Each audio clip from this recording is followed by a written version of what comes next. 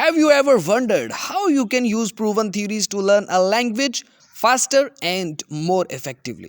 मैंने theories of language learning पर recently एक वीडियो अपलोड की जिसका मकसद ये था कि आप अपने एग्जाम्स के लिए कॉन्सेप्ट क्लियर करके अच्छा स्कोर कर सके। लेकिन अगर हमने इस टॉपिक को जस्ट एग्जाम्स के लिए समझा तो ये इस टॉपिक के साथ ज्यादती होगी, because language learning theories offer practical tools to improve how we learn and teach languages. इसलिए आज की वीडियो में हमारा फोकस ये होगा कि कैसे हम इन थ्योरीज को अप्लाई करके कोई भी न्यू लैंग्वेज जल्दी और आसानी से सीख सकते हैं। अगर आप इन सब थ्योरीज के बारे में इन डिटेल जानना चाहते हैं तो लिंक डिस्क्रिप्शन में मौजूद है, उस वीडियो को भी लाजमी देखिएगा। फिलहाल आप सिर्फ ये सोचिए कि आपकी नेटिव लैंग्वेज उर्दू है और आप इंग्लिश सीखना चाहते हो, तब आप आसानी से रिलेट कर पाओगे, क्योंकि इन मेजर थ्योरीज को अप्लाई करने के लिए मैं इंग्लिश को as a second language deal करूंगा। Okay, I think now we have to start. सबसे पहले बिहेवियरिज्म, इसको बिहेवियरिस्ट थ्योरी भी कहा जाता है। इसको सपोर्ट और डेवलप करने में सबसे ज़्यादा जिस बंदे का हाथ है उसका नाम है बी.एफ. स्किनर। अब अगर बात करें कि इसका मेजर कॉन्सेप्ट क्या है, इसमें कौन कौन से कॉन्सेप्ट जो हैं उनसे डील किया जाता है, तो पहला है रिपीटिशन, दूसरा है रीइंफोर्समेंट, तीसरा है इमिटेशन एंड चौथा है हैबिट फॉर्मेशन। अगर मैं इसको समराइज़ करूँ इस थ्योरी को तो इसका मतलब ये है, बिहेवियरिस्ट थ्योरी ये कहती है कि अगर एक बंदा न्यू लैंग्वेज सीखना चाहता है तो वो एक तरीके से सीखता है, और वो तरीका ये है वो दूसरों को ऑब्जर्व करेगा, उनको कॉपी करेगा। दूसरों को मतलब कि उसने कुछ पढ़ा, उसने कुछ सुना, उसने कुछ देखा, उसको वो रिपीट करेगा। रिपीट उसको इतना करेगा कि उसकी हैबिट बन जाएगी। रिपीटिशन का मतलब ये है कि आप एक लैंग्वेज सीख रहे हो, उसका जो भी सेंटेंस स्ट्रक्चर है, उस लैंग्वेज का जो भी पैटर्न है, आप उसको बार बार रिपीट करोगे। रीइंफोर्समेंट का मतलब ये है कि आप अपने लिए गोल्स बनाओगे, ताकि फॉर एग्जांपल आपने अपना एक गोल सेट कर लिया कि ओके मैं 5 दिन में 20 वर्ड सीखूंगा इस लैंग्वेज के। उसके बाद आप अपने आप को इनाम दोगे, रिवॉर्ड दोगे कि ठीक है। अब रिवार्ड देने से क्या होगा, आपकी कॉन्फिडेंस बढ़ेगा कि ठीक है यार 5 दिन में मैंने काफ़ी सीख लिया है, तो इसकी वजह से आप दोबारा उसकी तरफ आओगे, दोबारा आप सीखना जो है अपना कंटिन्यू रखोगे। रीइंफोर्समेंट आपकी इस तरह बनी रहेगी। ये बिहेवियरिस्ट थ्योरी के जो मैंने कॉन्सेप्ट्स बताए हैं आपको, repetition, reinforcement, imitation and habit formation, ये सब मैं अभी आपको मज़ीद थोड़ा क्लैरिफाई कर देता हूँ। कब? जब हम इस थ्योरी को अपनी प्रैक्टिकल लाइफ में अप्लाई करेंगे। और वो हम कब करेंगे? अभी करेंगे। बिहेवियरिस्ट थ्योरी क्या होती है ये हमने कॉन्सेप्ट ले लिया है। अब बारी है इस थ्योरी को प्रैक्टिकल लाइफ में अप्लाई करके इंग्लिश सीखने की। एक बार मैं आपको रिमाइंडर दे दूं कि आपकी नेटिव लैंग्वेज उर्दू है और आप English as a second language सीखना चाहते हो, तो आ जाओ बिहेवियरिज्म को अप्लाई करते हैं। मैंने 5 वर्ड्स के फ्लैश कार्ड्स बना लिए: eloquent, indefatigable, meticulous, perspicacious and sagacious. इन 5 वर्ड्स के मैंने फ्लैश कार्ड्स बना लिए। पहले इंग्लिश वर्ड लिखा, उसके नीचे उसका उर्दू मीनिंग लिखा, और फ्लैश कार्ड की दूसरी तरफ मैंने एक एग्जाम्पल लिखी जिसमें वो वर्ड जो है वो यूज़ हुआ है। अब आपने क्या करना है, बिहेवियरिस्ट थ्योरी को अपने माइंड पे रखना है, क्योंकि हम बिहेवियरिस्ट थ्योरी यूज़ कर रहे हैं। तो आप क्या करोगे, इन फ्लैश कार्ड्स आपने बना लिए, आप एक बार आपने इनको देख लिया, याद कर लिया, ठीक है। फॉर एग्जाम्पल एलोक्वेंट, फसी आपने याद कर लिया, सेंटेंस भी आपने जिसमें ये यूज़ हुआ था याद कर लिया। नेक्स्ट टाइम एक बार याद करने से छोड़ नहीं देना, क्योंकि रिपीटिशन तो मेन कॉन्सेप्ट है बिहेवियरिस्ट थ्योरी का। अब आप क्या करोगे, एक दिन में, उसी दिन में जब भी आपको फ्री टाइम मिलेगा, आप अपना फ्लैश कार्ड निकालोगे पॉकेट से या बैग से, आप उसको रिपीट करोगे। रिपीट कैसे करोगे, आपने फ्लैश कार्ड निकाला बट अभी कुछ देखा नहीं है, चलो वर्ड एक देख लिया, बट बाकी आपने फिर उसका जो मीनिंग था खुद ही रिकॉल किया। मीनिंग रिकॉल करने के बाद आपने उसकी वही एग्जाम्पल रिकॉल की जिसमें वो यूज़ हुआ था। इस तरह आपने इन वर्ड्स को रिपीट करना है बार बार। ये तो होगी रिपीटिशन। दूसरा कॉन्सेप्ट था रीइंफोर्समेंट। रीइंफोर्समेंट का मतलब ये है कि आपने अपना जो है वो एक गोल सेट कर लिया कि ठीक है, एक दिन में मैं 5 वर्ड सीखूंगा, 4 दिन में मैं 20 वर्ड सीखूंगा, ठीक है। जब 4 दिन में आप 20 वर्ड्स सीख लोगे, उसके बाद आप अपने लिए एक रिवॉर्ड सेट करोगे, छोटा सा, कोई भी अपने मुताबिक। आपने अपना रिवॉर्ड रख लिया कि ठीक है यार, अच्छी अचीवमेंट है भाई, मैंने 4 दिन में 20 वर्ड सीखे हैं, और ये लफ्ज़ भी देख रहे हो कैसे स्टाइलिश वाले हैं, ये आपने सीख लिए। उसके बाद आप, इससे क्या होगा, अपने आप को रिवॉर्ड देने से या रिवॉर्ड सेट करने से आपको कॉन्फिडेंस बनेगा कि यार ये लैंग्वेज में न्यू वर्ड सीख रहा हूँ, अच्छी वोकैबुलरी आ रही है मेरे पास, और मैं ये एफिशिएंटली सीख रहा हूँ, जल्दी सीख रहा हूँ लैंग्वेज। इससे आप उस लैंग्वेज को स्किप नहीं करोगे सीखना, उसमें आप लगे रहोगे उस प्रोसेस में। तो ये है रीइंफोर्समेंट।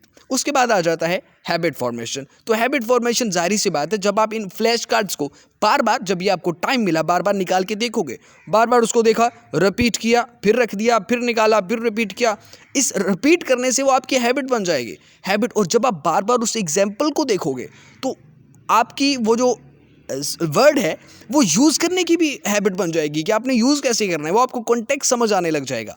तो ये है बिहेवियरिस्ट थ्योरी, जो हमने प्रैक्टिकल लाइफ में अप्लाई करके सीख ली है। नेक्स्ट जो हमारी थ्योरी है वो है कंस्ट्रक्टिविज्म। इसको आप कंस्ट्रक्टिविस्ट थ्योरी भी कह सकते हो। अब इसका जो मेन कॉन्सेप्ट है वो ये है कि एक लर्नर अपने पर्सनल एक्सपीरियंसेस से सीखता है। आपने बिहेवियरिस्ट थ्योरी में क्या देखा था कि हम जस्ट कॉपी पेस्ट कर रहे थे, हमने एक वर्ड याद कर लिया, हम उसको बार बार रिपीट कर रहे थे। बट कंस्ट्रक्टिविज्म ये कहती है कि आपने उस वर्ड को देख लिया है, आपने उसकी एग्जाम्पल देख ली, यूजेज कैसे होता है उस वर्ड का। अब आपने थोड़ा अपने माइंड को यूज़ करना है कि आप किस किस जगह पर उस वर्ड का इस्तेमाल कर सकते हो और किस तरह कर सकते हो। ये कहती है कंस्ट्रक्टिविज्म। जो वर्ड्स आपने सीख लिए हैं through behaviourist theory, through repetition, अब आप उनको क्या करोगे, अब आप उनको थोड़ा समझने की कोशिश करोगे कि मैं इनको रियल लाइफ सिचुएशंस में कैसे इस्तेमाल कर सकता हूँ। अब क्या होगा, जब आप स्टार्ट करोगे उन न्यू वर्ड्स को अपनी रियल लाइफ सिचुएशंस में अप्लाई करने के लिए, तो जाहिर सी बात है आप मिस्टेक्स करोगे और आप उन मिस्टेक्स से सीखोगे भी खुद ही। ये भी कंस्ट्रक्टिविज्म थ्योरी का एक इम्पॉर्टेंट पॉइंट है कि आप उन मिस्टेक्स से सीखोगे। इसी वजह से तो आप अपना पर्सनल एक्सपीरियंस बिल्ड करोगे कि आपने एक जगह एक लफ्ज़ यूज़ किया बट फिर आपको लगा कि ओके नहीं, यहाँ इस कॉन्टेक्स्ट में ये वाला वर्ड यूज़ नहीं हो सकता। आपने खुद वो एवेल्युएट किया या फिर आपके किसी एजुकेटर, किसी टीचर ने आपको वो गाइड कर दिया कि ये वाला वर्ड यहाँ यूज़ नहीं हो सका, तो आपने अपने पर्सनल एक्सपीरियंस से सीखा, नेक्स्ट टाइम आप वो यूज़ नहीं करोगे। तो यही कंस्ट्रक्टिविज्म थ्योरी का मेन कॉन्सेप्ट है। और जब आप इन न्यू वर्ड्स को अपने रियल लाइफ कॉन्टेक्स्ट में यूज करोगे तो आप में कॉन्फिडेंस बिल्ड होगा कि भाई ठीक है, अब मुझे मजीद किसी गाइडेंस की जरूरत नहीं है, मैंने इन वर्ड्स को सीख लिया है, अब मैं इनको किसी भी सिचुएशन में यूज कर सकता हूं। ओके, कंस्ट्रक्टिविज्म का मेन कॉन्सेप्ट हम समझ चुके हैं। अब है हमारा मेन काम, यानी इस थ्योरी को अपनी प्रैक्टिकल लाइफ में अप्लाई करके इंग्लिश सीखने का। कैसे हम करेंगे, सुनिए, गौर से सुनिए। मेन कॉन्सेप्ट अपने जहन में रखिएगा कंस्ट्रक्टिविज्म का। अब आपने क्या करना है, इंग्लिश सीखने के लिए कैसे इस थ्योरी को यूज़ करना है। मैंने जो आपको फ्लैश कार्ड्स दिखाए हैं वो 5 वर्ड्स थे। इस तरह आपने बनाने थे, अपना एक गोल सेट करना था 5 दिन के लिए। फिलहाल हम इन्हीं 5 की बात करते हैं। आपने फ्लैश कार्ड बनाए जिन पर 5 वर्ड से, जिसमें मेटिक्यूलस था, एलोक्वेंट था और बाकी भी 3 थे, वो आपको पता होगा। अब आपने क्या करना है, उन वर्ड्स को नोट डाउन कीजिए। उन वर्ड्स को नोट डाउन करने के बाद अब आपने उन वर्ड्स को यूज़ करना है अपनी रियल लाइफ कॉन्टेक्स्ट में। कैसे यूज़ करोगे, फॉर एग्जाम्पल आप किसी एक इंटरव्यूअर से मिले हो, किसी एक्सपर्ट इंटरव्यूअर से जो बहुत सारे स्टूडेंट्स का इंटरव्यू लेता है, आप उससे मिले हो, उसने आपको एक बताया है, उसने आपकी उसके साथ डिस्कशन हुई, उसने आपको बताया कि how to perform well in a job interview. उसको एक्सपीरियंस था, उसने आपको बता दिया कि इंटरव्यू में अगर आपको परफॉर्म वेल करना है, वेल परफॉर्म करना है, तो आपको किन किन चीज़ों का ध्यान रखना है। समझो, सपोज करो कि आप उससे मुलाकात की आपने। अब आपने वो, मुझे अपनी जो स्टोरी है, जो आपकी उस इंटरव्यूअर के साथ बातचीत हुई है, वो अब आपने लिखनी है वर्ड्स में। बट एक बात याद रखनी है कि ये जो 5 वर्ड्स हैं जो हमने फ्लैश कार्ड्स पर लिखे थे, ये आपने उस पैराग्राफ में लाजमी लिखने हैं। आपने एक पैराग्राफ लिखना है जो उसका टॉपिक क्या होगा, how to perform well in a job interview. कि यानी जो आपको इंटरव्यूअर ने बताया है कि इंटरव्यू में अच्छा परफॉर्म करने के लिए क्या क्या चीज़ें चाहिए, वो आपने सारी लिखनी है, उसकी समरी आपने लिखनी है। बट उसमें आपने ये 5 वर्ड्स यूज़ करने हैं। कैसे यूज़ करोगे ये अब आप पर डिपेंड करेगा। यही कंस्ट्रक्टिविज्म थ्योरी है कि आपने वर्ड सीख लिए हैं, अब आपने उनको रियल लाइफ कॉन्टेक्स्ट में अप्लाई करना है। स्टॉप, इस वीडियो को अभी पॉज कीजिए और इन 5 वर्ड्स को यूज़ करके अपना एक वो पैराग्राफ लिखिए। उसके बाद मैं आपको पैराग्राफ दूंगा। So pause this video right now. ये लीजिए, ये है वो पैराग्राफ जिसमें हमने वो 5 वर्ड्स यूज किए हैं जो हमने फ्लैश कार्ड्स के थ्रू, यानी बिहेवियरिस्ट थ्योरी के थ्रू सीखे थे। अब हमने उनको अप्लाई कर दिया इन रियल लाइफ कॉन्टेक्स्ट में, तो ये हमारी कंस्ट्रक्टिविज्म थ्योरी हो गई। तो 2 थ्योरीज हम प्रैक्टिकली सीख चुके हैं। और हमारी जो third major language learning theory है वो है सोशियो कल्चरल थ्योरी। ये अक्सर औकात कंस्ट्रक्टिविज्म से ओवरलैप कर जाती है, बट हम नहीं करने देंगे। कंस्ट्रक्टिविज्म में हमने क्या किया, जस्ट अपने पर्सनल एक्सपीरियंस से सीखा। कैसे सीखा कि हमें वर्ड्स आते थे, हमारे पास वोकेबलरी थी, हमने उस वोकेबलरी को डिफरेंट रियल लाइफ कॉन्टेक्स्ट में अप्लाई कर दिया। मिस्टेक करेंगे तो हम जाहिर सी बातें सीखेंगे। कंस्ट्रक्टिविज्म थ्योरी यही है। सोशियो कल्चरल थ्योरी ये कहती है कि आपने इंटरेक्शन करना है।